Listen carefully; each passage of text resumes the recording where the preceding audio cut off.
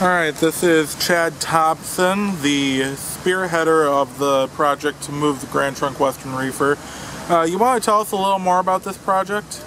Back in 2008, a friend of mine by the name of Jason Lebrasser and myself came out here and we found the car, and at the time we were involved with TJ Gaffney and the Steamwriting Institute, and basically what we did is we started a dialogue with TJ, and he ended up calling the owner, and some preliminary negotiations were started then, and at that time it kind of went on, and then some certain things happened at Steamwriting Institute, and basically it kind of ended for a while until about maybe a year ago or so we started talking about it again, and basically we went ahead and started negotiations again with the owner, and he said, hey, if you guys can haul it out, it's yours. So we got it for the Port Huron Detroit Railroad Historical Society. So from there it basically came down to raising funds for it, which we did with the reefer shirt, and had a series of anonymous donors come in with matching grants, and we were able to raise the amount of money that it would take to move the car from Holland to Port Huron, and here we are today. Basically, we're doing our final prep today for the reefer to move it from here to Port Huron. Basically, as you can see, we got the other end of the car there is jacked up. This end here has the bogie. We're going to be adding a third axle here for tandem to even out the weight distribution. And then we're going to be putting on what they call a gooseneck with the fifth wheel, and it's going to be going into we got a plate under there that's got the proper peg to attach it, and we'll be putting that on. So we'll be jacking it up and moving around a bit today, but basically that's what we're doing today, and then hopefully as soon as the permit clears, then we'll be able to truck it right across, and it should be a pretty quick and easy grab. But the history of the car is a 1955 Pacific Car and Foundry reefer. It was one of 100 for an order for the Grand Trunk Western Railroad in 1955. These were actually built between the months of July and August, so it's probably actually about turning its new age, which it is today or pretty soon here. These were all built in a batch order. They're in Renton, Washington, at Pacific Car and Foundry. And so the reason why this one is unique is because it was, again, it was only 100 that the Grand Trunk Western had, that they used from about, when they got them in 1955 to, as far as I can tell, about 1977. I haven't quite actually found out the last year that they were on the official railway equipment register. And then so we found this example. As far as we know at this point, there's only one other example that's actually a Canadian Pacific example that's in Canada. As far as we know at this point, this is the only Grand Trunk Western version of this left. What's unique about it is it has an overhead set of tanks. They used a salt brine mix, and it had the 8 doors on the roof for access for that. That's where you put your crushed ice and your salt in there. It was a 70-30 mix, so you had 70% ice, 30% salt. And the downside about these cars is they were top heavy, they took longer to recharge or to charge. However, the range was incredible. They had a 3,500 mile range, which was needed in Canada especially because they had greater distances between where you would get your beef or your fish and then take it to port. So you're talking about, like, if you're shipping, say, to England and you're getting beef from, say, like mid-Canada there on the prairie lands, you'd be looking at a 2,000-mile trip from there to Halifax. So for Canada, they were great. For the United States market, they were they didn't find as much use here. They were actually originally experimented with in the 19th century, about circa 1880s or so. Actually, Swift experimented with it for a little bit, Swift Meat Company, but they found for them at the time that they were too top heavy. But the Canadians looked at what the South Africans did, and a couple other areas where they were using these overhead style and they really liked them, and that's why they used them. And apparently they went ahead and decided to order a set of 100 for Grand Trunk. What's also neat about this boxcar is it is literally a climate-controlled boxcar in a very analog sense. So that means not only did you have the cooling factor, but you also had a heat factor or a warming factor. There was a charcoal oven that's in the center of the car. It would work right here, where you would have a series of dampers and your actual charcoal oven that would be in there, and it worked through a pipe system. They had a fluid that was not unlike antifreeze or something along those lines, and it used a kind of a convection or a principle that basically your cold fluid rises, not unlike air.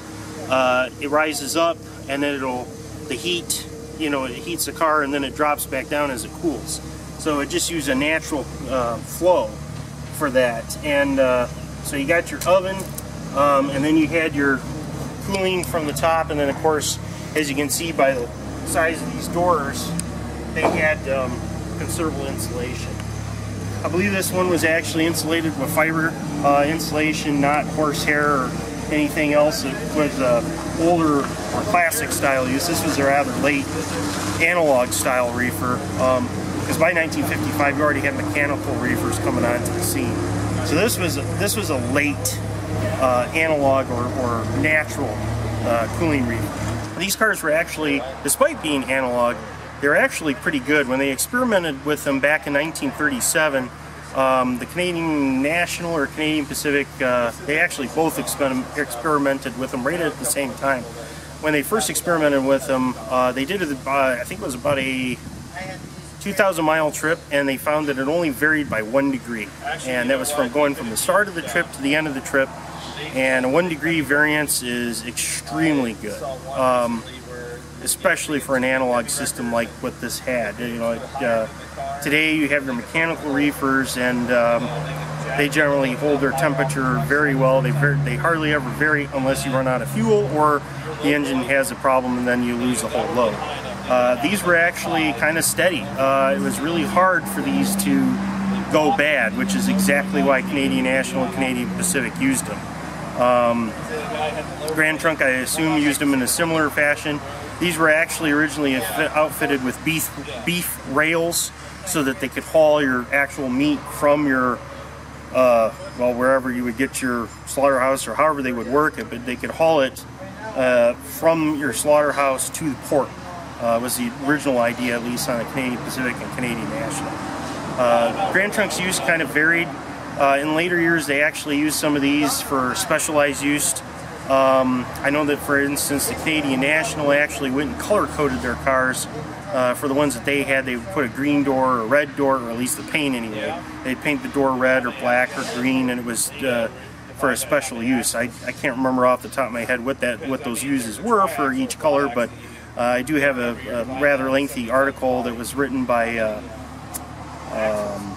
Mr. Stanton of Canada that gets into that. But anyway, that's kind of a quick explanation of some of the efficiency of this car.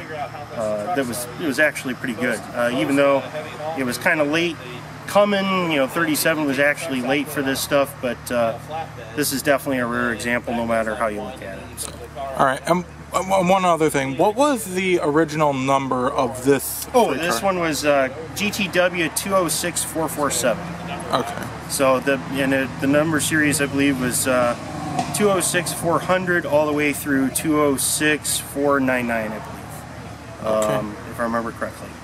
So, and just as a note, if I remember correctly off of the official railway equipment register, the use was still pretty high of these from, as obviously when as delivered, to about somewhere there in the late 60s, and then they started falling off, either vis-a-vis, derailments, who knows what, that might have wiped out some of these, but then they really started to fall off by the 70s. And of course by 1973, you supposedly had the outlaw of your overhead roof locks, and I think somewhere in there too is actually they started outlawing plane bearing going through interchange, and these are this car is still equipped with its plain bearing. It's not equipped with roller bearing. So these started dropping off like flies. Actually, the trucks that we have, which are currently now in Port Huron, they actually have a repair date stamped in the wheels of 1963. That doesn't necessarily mean that that's when it was shopped, but that does mean that's when those wheels were cast or, you know, prepared for that truck. So, and this car does have Port Huron history in it. The Port Huron car shops were there, and as far as we know, most of the work that, any of the heavy maintenance work that was done on this car, more than likely was done at Port Huron at the car shops there by the tunnel. So. All right.